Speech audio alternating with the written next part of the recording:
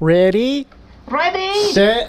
Set, go. Hello, welcome to Kite Down Your Throat. I'm Cameron, and with me today is Mansi, my friend, and also fiance of my friend. Which, is fiance the feminine, or is there a different word? I think fiance is a PC term. I am also technically, though, surprise, his wife now. Oh yeah, okay. You guys already did the whole thing. Wait, right. But actually, no. We did the civil ceremony version of it, and now we're like wedding planning, which is a pain in the ass and daunting. But yeah, fiance is a PC term. That's great. So you guys are. So it's official now. The label is not fiance. The label is now husband and wife. I guess, yeah. It is indeed. That's wild. It is wild. It feels really crazy. Congratulations. Thanks, dude. I very much appreciate it. Yeah, I was trying to think of something different to say, but I guess that's what. That's what you say. Congratulations is a very appropriate thing to say. I will say that. Yeah. You did it. We did do it, and it was, dear God, it was a struggle even getting to that point. But we did it successfully, and now legally, in the eyes of the state of California, we are married. Wonderful. Yeah. Beautiful. Thanks for coming on this show. It's called, well, I already said that. It's Down Your Throat.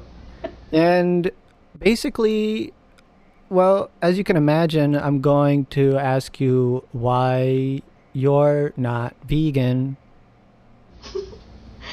Are we starting? Can I give an answer? Can I start? Go ahead.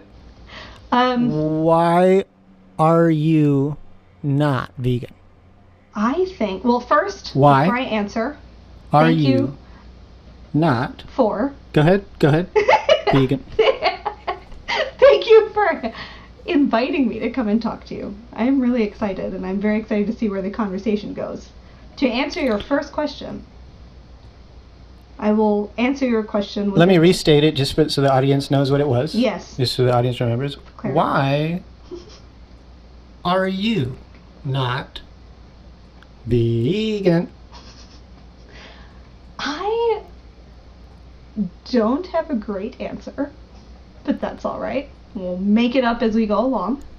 Yeah. I think being vegan is kind of hard, but also I have been a little bit scared out of eating soy products because of my thyroid issues, and I'll get into that in a second, but I think number one cause for not being vegan is literally that I am lazy, and like food accessibility for non-vegan options is so much more prevalent for me that it's just easy to not be vegan, and it's hard to be vegan, which I also recognize as me making up excuses, because if I actually wanted to be vegan, there are a lot of avenues to be vegan in California. Yeah, it's relative, right? Like when you say it's hard to be vegan, I guess, obviously that's a true feeling for you, so I guess I would wonder, like, well, what do you mean when you say that? Like, I'm guessing when you say that, there's like maybe particular things that you wouldn't want to give up.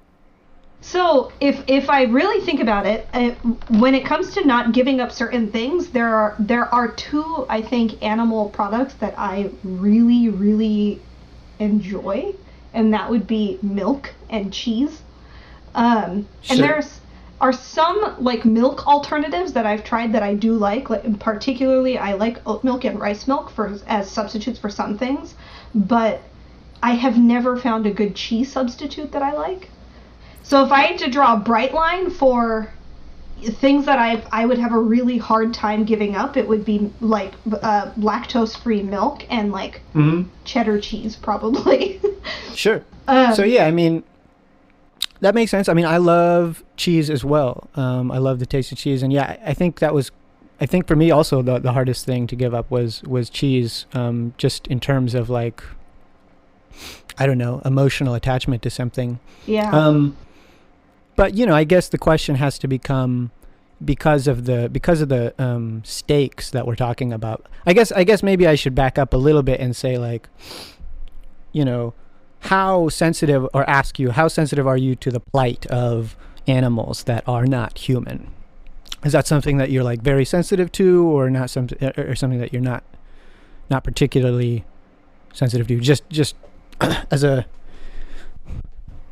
general feeling when I ask that question, I guess. I would say, well, I would want to further define the term sensitive, but in generally speaking, I think I am very sensitive to the plight of animals. I would imagine so, because like, yeah, I know you love your cats like so much. I know that you love your cats dearly. Yeah, and I'd even take that a step further. I think one of the things that actually got me the job that I have today, I don't know, maybe this is me reading into it way too much. The executive on the team that runs my team was like, if you weren't working for a living, what would you do? And I would literally just open like a rescue barn for animals, because I would rather just spend all of my time with animals and like rehabilitating animals that are abused, and like feeding animals that don't have food, and That's like amazing. paying for their medications, and like, I don't know, just rehabilitating them and taking care of them. I would rather spend all of my time with animals than with people. Maybe I'll put it that way. Wow, that's amazing. I mean, that's really cool to hear. It's really amazing and cool to hear, and I guess a little bit surprising for me. Just because, no, not surprising. I mean, it makes sense to me, because you strike me as somebody who is deeply compassionate, and so yeah, I mean, it totally makes sense. I guess it just, so when have you thought deeply about like the effects on the animals, that are manifested when you consume milk and cheese, and does that bother you, or maybe you haven't thought about it too deeply, or? So I will say it's something that actively bothers me when I eat meat. It is not something that I actively think about when I'm eating non-meat animal produced or like animal affecting products. Sure. There's a term for that, but it's something that actually makes it really hard to eat something like chicken and fish even. But when I'm drinking milk, or if I'm eating cheese, it like doesn't even cross my mind, I would say, half the time. I would say for eggs, it does cross my mind. We try and at least support those businesses which have some kind of equity of like the chickens that they're taking eggs from in terms of the conditions. The thing that actually, I know the question is actually more focused on animal welfare, but the other thing that I actually think about a lot when we're eating meat, or we order something that is like a non-vegetarian item, is the environmental impact of whatever it took to actually process and create that entree. So that's like a secondary, I think, ripple effect that bothers me. Totally. But when it comes to vegetarian animal, is it a byproduct? I don't know, animal-based product. I feel like I'm so desensitized to the idea that like this carton of milk came from a cow that is trapped in like a pen somewhere and being like milked to death, basically. It doesn't cross my mind, and I feel like I'm a terrible person for saying that, but no, I mean, I felt the same way. You're trying to make connections between the suffering that occurs and the product you're paying for, and for a long time I was able to tell myself like, well, it's not necessary that a cow needs to suffer in order for us to procure milk from them. That's true. Yeah. But so here's where that fell apart for me. There's more to the process than that. Like we once the cows are done producing milk, once they no longer produce milk, we send them to slaughter, right? So they basically go through the same fate as beef cows, and then any male calves, right, are generally slaughtered as well, because they're not going to grow up to produce milk. And so this whole dairy industry, unfortunately, revolves around the same kind of cruel process of slaughtering these animals. The only difference is that before they go to slaughter, they have these kind of arguably unpleasant lives of being, constantly pregnant, constantly giving birth, constantly milked. Yeah. I'd even say there's like no argument even to be had on that latter point. They definitely live unpleasant, uncomfortable lives. It's that's whether they're for meat or for dairy. I think in both cases it's equally terrible. Yeah. But so how does that strike you though, when to like because obviously, you know, in order to continue, you know, buying cheese and milk, one has to justify what's going on there. Is it like, for you, is it like an issue of you just don't make that connection when you go for the cheese and the milk, or is it like the facts on the suffering is kind of too hazy for you to feel fully connected with, or how do you feel about all that? So I think there's probably two things at play for me. At some point, I think willful ignorance, and maybe not even willful ignorance, willful maybe like omission of awareness occurs where, like when I pick up another gallon of milk at the store, I know some of this context, right? I may not know it as intimately as some people who actually really advocate for animal welfare actually understand the intricacies of what's going on, but I know at a like surface level, whatever cow produced this gallon of milk went through like a bitch of a time to get this gallon on the shelf inside of Safeway or whatever. But there's, at some point, I think we turn off a switch that makes us kind of deal with that knowledge because it's convenient and it's something that we're so used to. Like having a gallon of milk in the fridge every weekend of my life is a privilege that I have had from, like, you know, as far as I can remember. Sure. And it's convenient to carry on with that instead of like kind of challenging the status quo of how I live. Like I always know that if I open the fridge, there's going to be milk in the fridge. Sure. That's one thing that I think of. The other thing though is I think it's intentionally made convenient for us to forget about the suffering that actually went into producing that gallon of milk, right? So like when I think of what is that, the Lucerne Farms, I think is the name of the brand that Safeway carries. The marketing and the packaging is so like pretty and easy and happy, and there's the like TV ad commercials of like the California dairy cows or the happiest cows on earth or whatever. There's all this shit that companies also feed you to make you forget kind of what went into the production of that 1 gallon of milk. So unless you are somebody who's very actively and constantly like challenging yourself and reminding yourself that this is all fluff and this is smoke and mirrors, I think is the term. You will always, I think, fall on forgetting because it's what you're used to and it's like what you've grown up with. But go ahead. Yeah. Real quick, I wanted to get to the 2 points you made.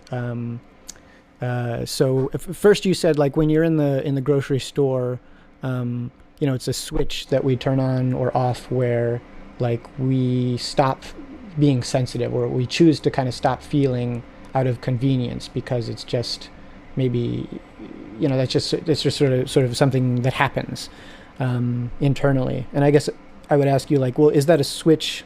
If the switch is sensitivity, then is that a switch that you want turned off when you go to the grocery store, or you know what I'm saying? You know what I'm asking? Like, would you want to be not sensitive to that issue, or would you want to be sensitive? I think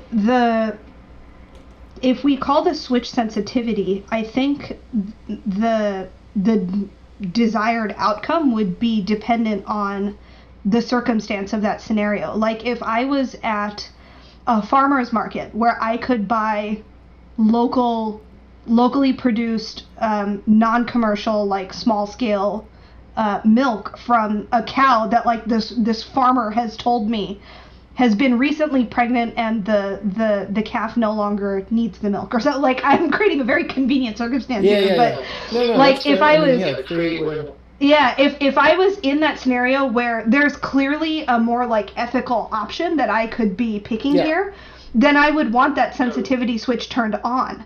But if I am Sure. in this completely commercialized, like large scale setting, like a Safeway or a Costco, where there are two options and both options are equally bad, the lesser evil that I can pick is like, I don't, let's say it's the organic solution in this case versus the non-organic option. Then I'm going Okay. to want this sensitivity switch to be turned off in that case, because I've chosen to go to the place that I always but go to, where ethics don't even come, they're like actively taken out of the picture by the market. but there's a third option though, which is not to buy milk, right? Which is to buy like some vegan option. Right. So if we're in a grocery store where that vegan option is a third option available, actually that's a really good point, because now you're comparing something like milk versus meaning dairy milk versus like rice milk or soy milk. Exactly. And at that point, I think you're introducing, on top of the ethical question, you're also now introducing like a taste and preferences question. Well, I think it's intertwined, right? Because like what we're asking, right, is we're saying like, okay, we go to the supermarket and then we're at the milk and we're like, okay, we are aware that because this is a supermarket and because of the realities of the dairy industry, this milk has is the consequence of suffering of innocent creatures. You know, we ask ourselves, okay, what is going to make me buy this milk and what's going to make me not buy this milk? And so the thing that would make me buy this milk is if it tasted really, really good, right? Yeah. I mean, for some people, that's what wouldn't make me buy the milk, but as it stands in this moment up to this point, it has made you buy the milk, right? Yeah. Or is there some other component? Like, I'm imagining that it's not really that clear cut of a choice for you. It's not like you go to the supermarket and you're like, all right, well, I know about the suffering, but I'm going to buy this milk. I'm assuming it's more just like, okay, I'm going to get milk because I like milk and I drink milk. But yeah, I guess, I don't know. I didn't mean to, maybe I took it off maybe you were trying to make a point and I took it in a different direction. No, not at all. I think you're on point. What I'm trying to think of is like, with the two options you're laying out, you're mirroring the idea that like in one scenario we willfully, because I could almost say it is the former, right? I know that they're suffering and I still bought the milk. It's shades, right? They're different shades. Like we are all to some degree kind of aware of it, right? And then I'm imagining now in this moment, I mean, I could be wrong, but I'm imagining now in this moment when it's like we're kind of discussing it just straight up, right? We're talking about the bare kind of facts of it, then you're far less inclined to feel comfortable with dairy products in this particular moment when the issues are so kind of... Yeah. So I guess the question is like, the two questions come to mind there. The first one is like, well, what is the responsibility? What's my social responsibility? Is it to like go around and force people to like think about this issue so much that they become vegan? Or is it to just let people kind of live in the, you know, wherever you were before I kind of started shoving this idea down your throat? Obviously, in my opinion, I think that I should shove it down people's throat, but you know what I'm getting at there? What are your thoughts?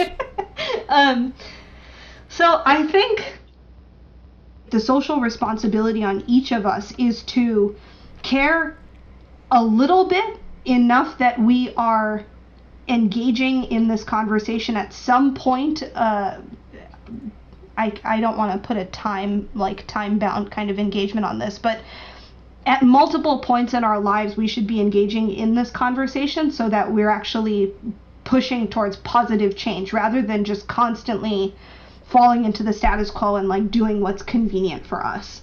I do think that is a social responsibility we all have. For sure. But I don't know if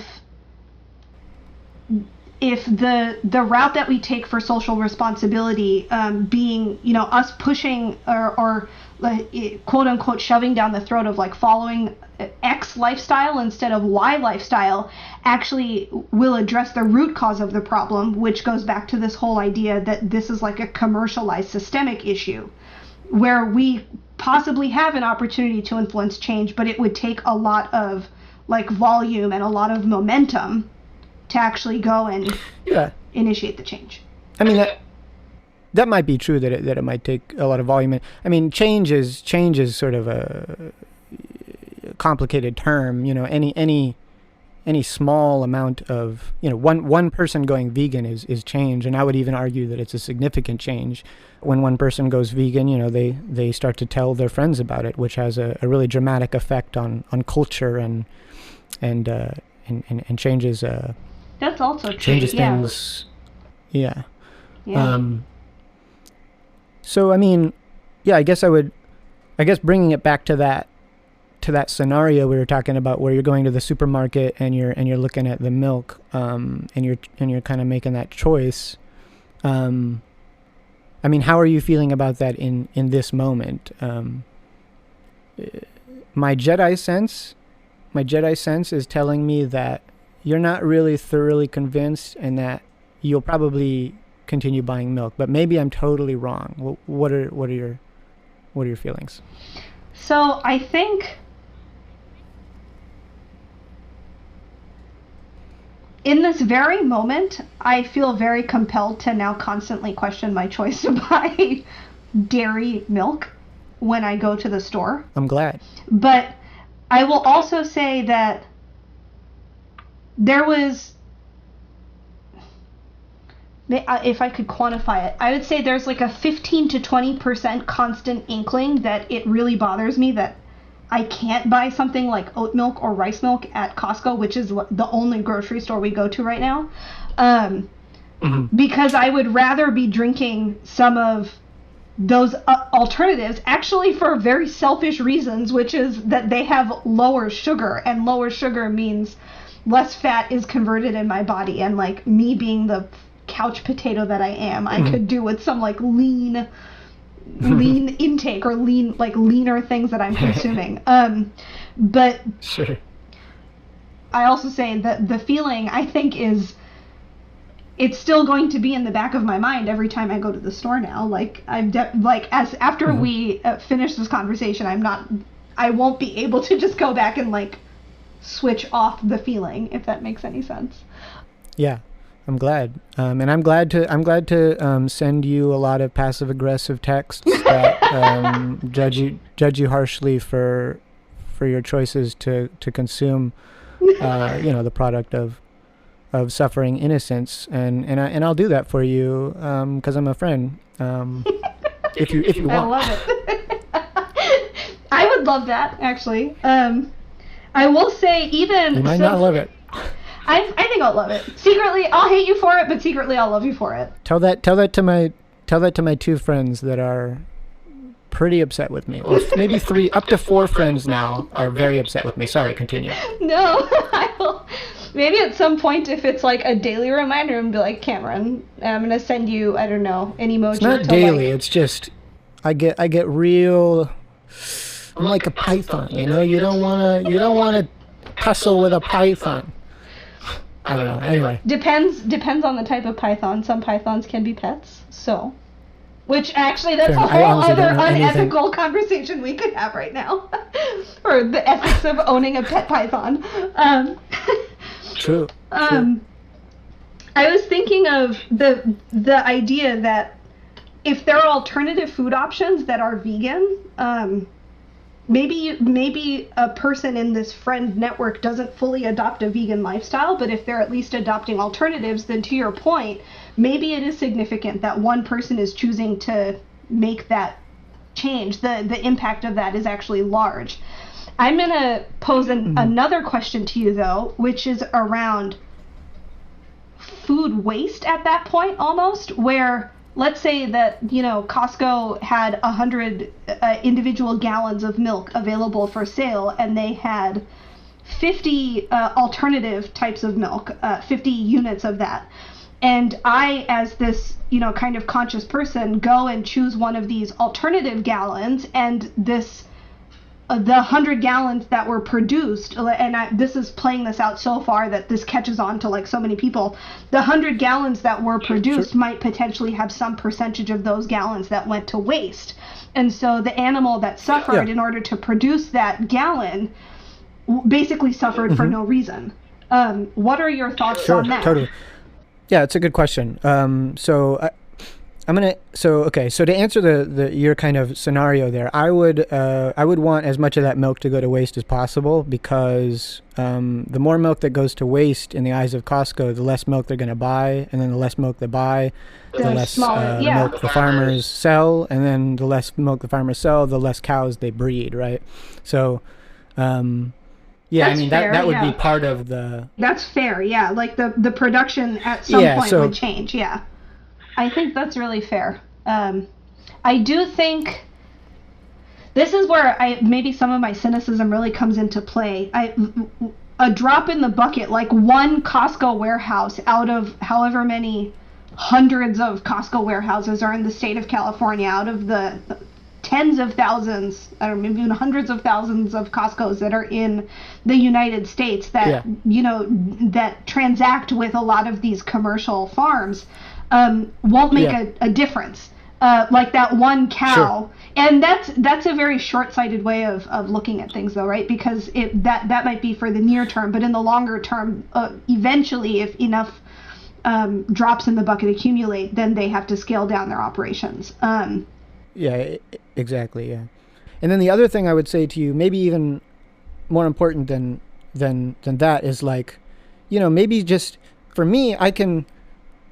like maybe set aside, whether or not you're going to succeed in saving every single innocent life by going vegan. And I would ask you to instead just think about it like, okay, who are you, as a person, and what are you okay with yourself doing, right? Just internally, what are you okay with yourself doing? And maybe look at it from that way.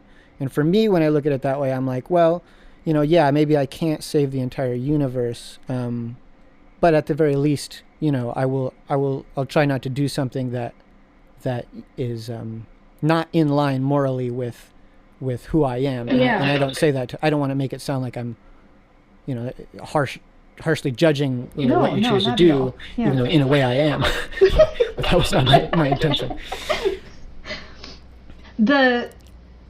I think the point you're making is fair, because actually, if I look at it one way, what I'm saying is a little defeatist. Like I'm defeated before I've even begun. If I'm thinking about like trying to save every cow that's in a commercial operation, I think it's fair to look at it from that self lens. Just I have the power to change something about what I'm doing, and therefore I should decide if that's something that I'm gonna go chase after, because it just doesn't align with who I am. I think that's a very like upstanding kind of way of approaching your decisions, and I appreciate that kind of perspective. For sure. You made me think of something else too, which was, I also wonder, it's a bit of a tangent, but I do really wonder if we have a social responsibility is a good way of looking at it. If we as adults currently who have an understanding and awareness of these things have a social responsibility to try and push for that kind of change in what we teach young people and what we make young people aware of, instead of putting like a nice blue ribbon on everything inside the grocery store. Make it very like neutral and make it very fair, so that people are aware of kind of what went into the production of this one carton of milk or this one block of cheese. That'd be amazing. That'd definitely be cool. I mean, I totally think it's I think the biggest issue really is just it's like we all grow up and we assume that, this thing that everybody's doing is just the way that everything else has happened, like slavery and all kinds of terrible things have happened in the name of like people just following blindly, the cultural guidelines, even though they're not in line with universal moral tenets, or what I might argue to be universal. There is definitely more hope now, just because of what we are. Because I think people like you are trying to force their friends and family and people they know to be more aware of like what they're doing, and slowly it is making a difference. So going back to my very like cynical view that like a single drop in the bucket is not really doing anything, but actually there is clearly a collection of drops that is, I think, taking hold somewhere. Yeah, I think so. Yeah, I think like, me becoming vegan and doing this whole thing is just a kind of consequence of a bunch of things that other people did. Like I was not sensitive at all to this cause until I saw a bunch of other people speaking passionately about it and realized, oh wow, I feel this. I feel the same way. I should be over there on that side. Yeah. I mean, I think yeah.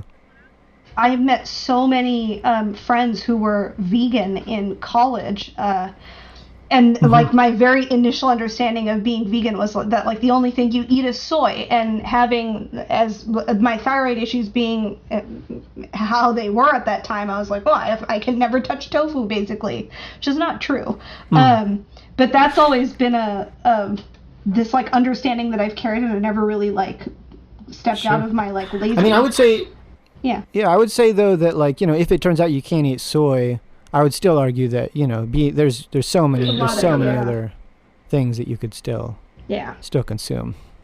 And that's where I think even having like a rebalanced like, I don't know, set of things that I buy. Do you feel like you could be healthy being vegan, or you're not sure? I think you can be. I have very few like samples to draw from, but I've known a few people who are vegan that are super healthy. Like in particular, I'm thinking of an ultra athlete that I knew at my last company. And then I've seen a couple of folks who are vegan that like they're on like the Oreo version of being vegan. Like they find all the junk food that's technically vegan, and they like that's part of their diet. So I've seen it go kind of both ways.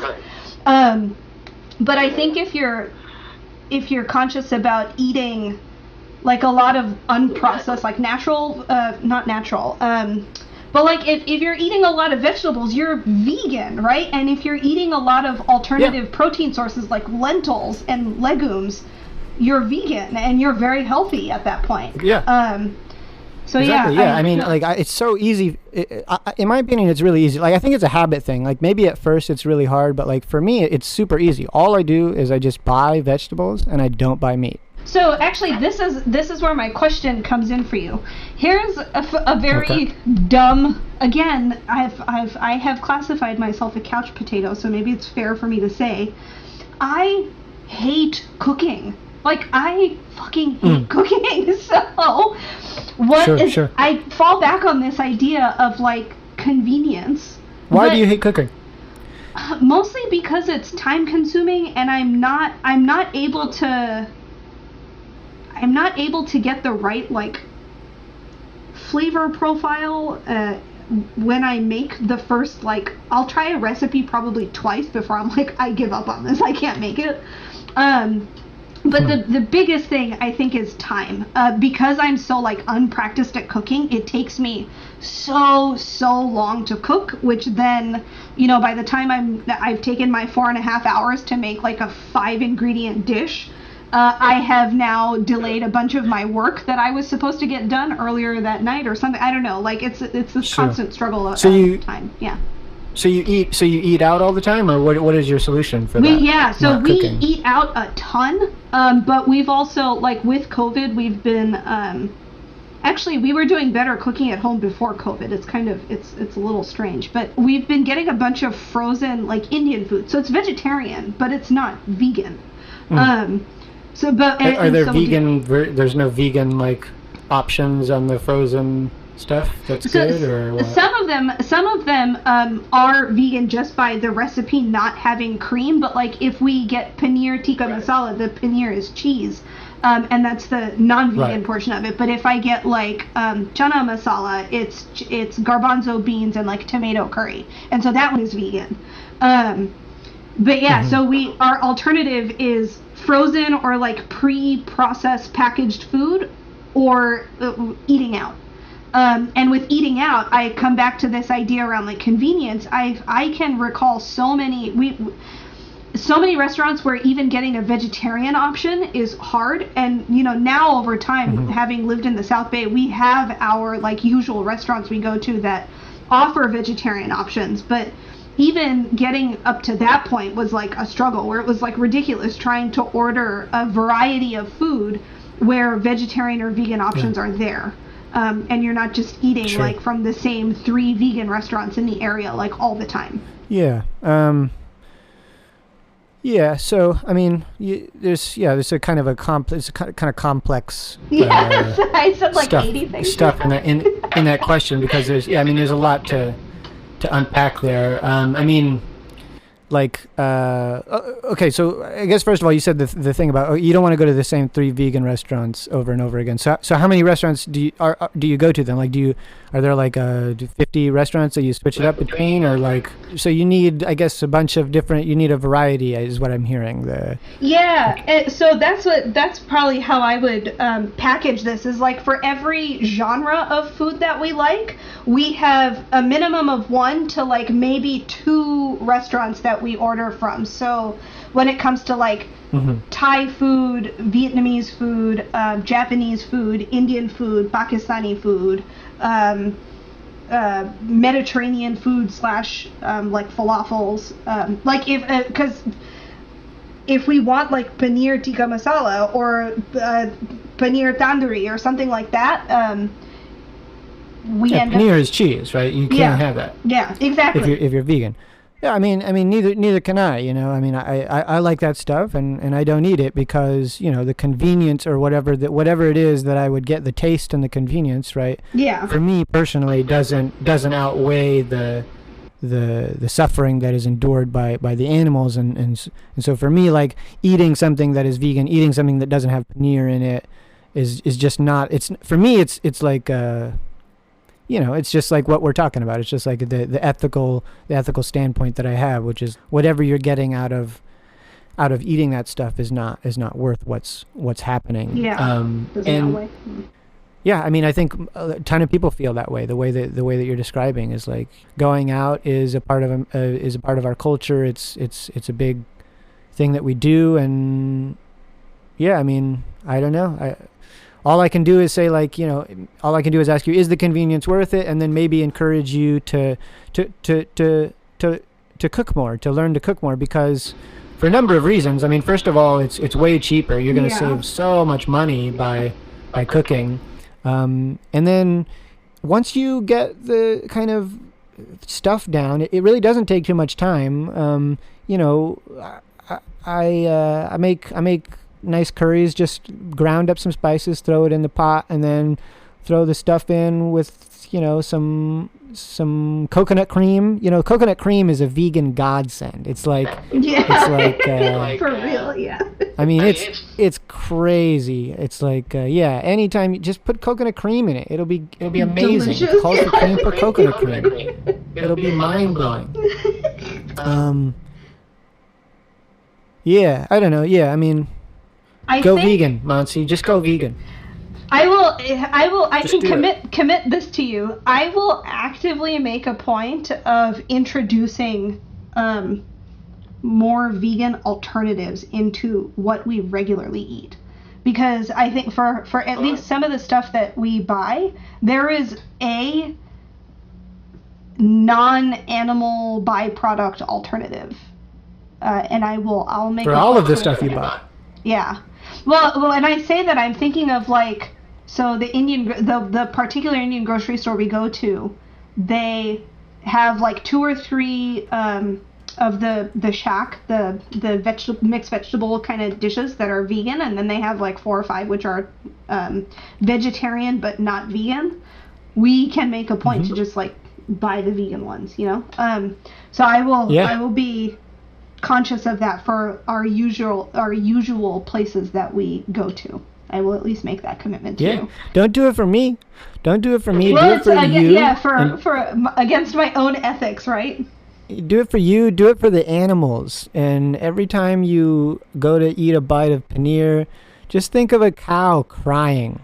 Just think of a cow crying, and then think of my face, like with my brows furrowed, nodding my head no, like very disappointed.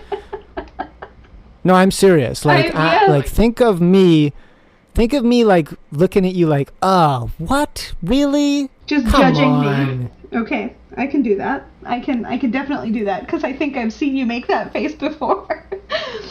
So, yeah, and then also think of God. Think of God looking down at you and going like, wow, come on. You don't need that. Come on. You don't need it. I'm God. What? Out of those things, the most compelling thing, as much as I love you, the cow is the most compelling. Yes. Yeah. Well, God is quite... Well, God, actually, you know, he should have given us a different moral compass if he wanted us to care so much. We should have made us more sensitive humans and, you know, set up our natures to be more nurturing. Oh, so it's God's fault that you're not sensitive. It's God's fault that you buy... Yes. It's God's fault that you buy milk. Okay. Yeah. Interesting. Okay, well then I'll take it up with him and or her or it, and I'll stop bothering with other humans. Yeah, I think you might be more successful in that avenue, honestly. No, I'm kidding. Huh. I'm totally kidding. Well, if I told you if I told you how hard I tried to go down that avenue, you would be blown away. It didn't come out as funny as I thought it would be. Well, I appreciate your efforts to go down that route. Yeah, you don't even know what that means. You're sitting there like, what does that even mean? I don't know what that means. Well, what I imagine is like some kind of Bruce Almighty situation happening where, I don't know, but I don't know how that works. So yeah, I couldn't tell you. That'd be awesome. I wish I had. That'd be amazing. That would be amazing. You'd compel everyone to be vegan at that point. Yes, I would. Well, beautiful. Well, listen. It's been an hour and 15, but we'll say it's been 45, just so that in case I cut out a bunch of stuff, the listeners won't know. Suckers. This is the end of the show, unless Mansi, there was something else. No, I look forward to, as your conversation evolves, I look forward to talking about other aspects of it. Because I think there's a lot that we could talk about. Yeah, so you're going vegan, right? You're going vegan, right? One day, perhaps. Oh, okay. And that day is tomorrow. Wonderful. Yeah. Well, sorry. Oh, you're breaking up. Oh, can you hear me? Hello? What? Hey, can you hear me? Yep, now I can. Go ahead. Yep. Oh, I think there might be a huge delay. Hello? Yep. Oh, I think there might be a huge delay. Hello? Hey. Hello? Hey. Uh-oh. Sorry, hey. God, my internet and my phone. I actually have no idea what's... I actually have no idea what's... What? I'm saying... There's rain what? happening. Oh, dude. There's rain is happening outside. I'm sorry, my service across the board is just terrible right now. Okay, I've waited 5 seconds for you to stop talking, so there cannot be any delay. And now I will respond by saying... Yes, there was rain. I forgot the other thing you said. Thank you so much, Mansi, for being on my show. If there's something you want to plug, like your rock band or your portfolio or your resume, just go ahead and read your resume. Just go ahead and read your resume. Okay, my earliest accomplishment was that I tried to source funding for an animal farm. My latest accomplishment is that I want to now aggressively... What's the mission?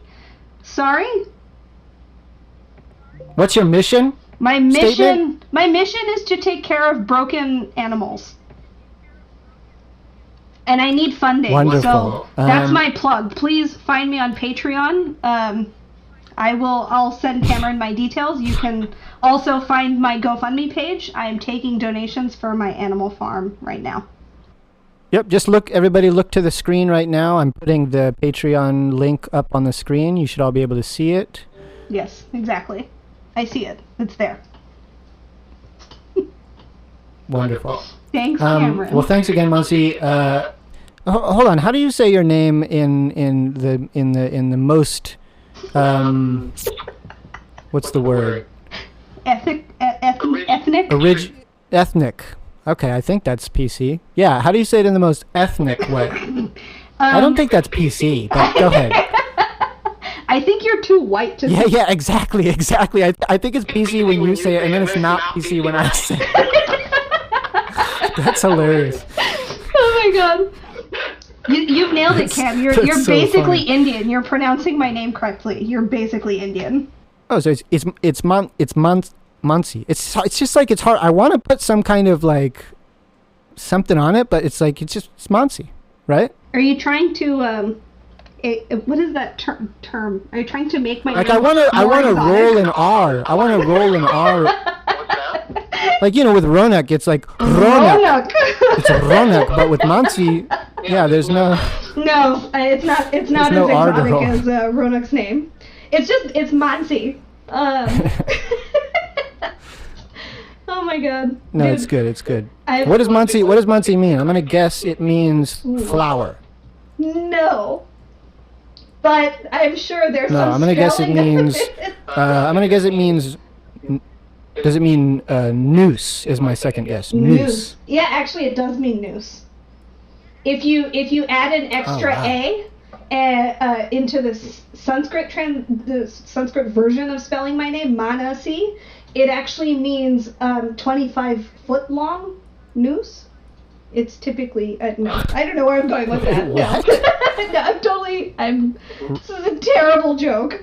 Oh, you're just making all this up? Yes, absolutely. I was totally along for the ride. I was like, wow, this is a weird coincidence.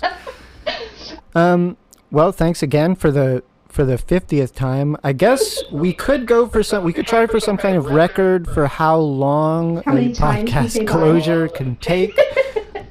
Yeah, how many times do I thank the guest?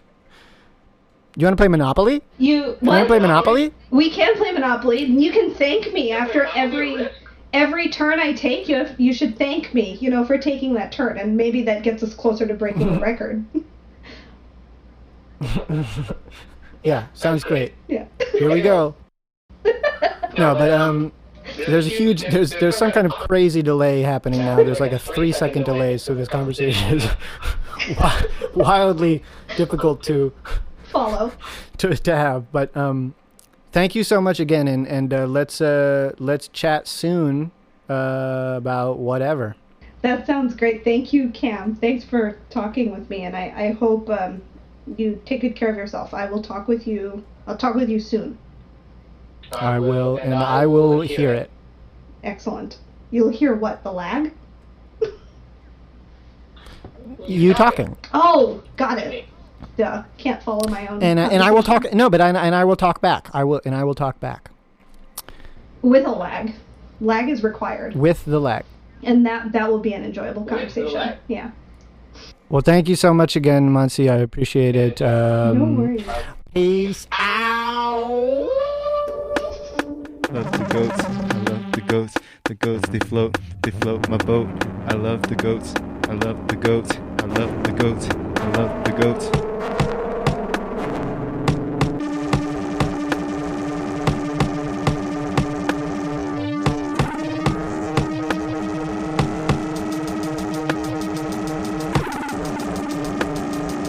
Peace.